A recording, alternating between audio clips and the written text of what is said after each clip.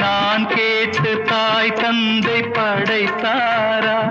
இல்லை என் பிள்ளை என்னை கேட்டு பிறந்தானா?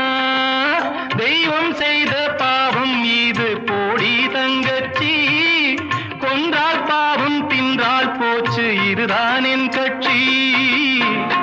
ஆதி வீடு அந்தம் காடு இதில் நான் என்ன, அடியே நீ என்ன ஞான பெண்ணே, வாழ்வின் பொருள் என்ன, நீ வந்த கதை என்ன?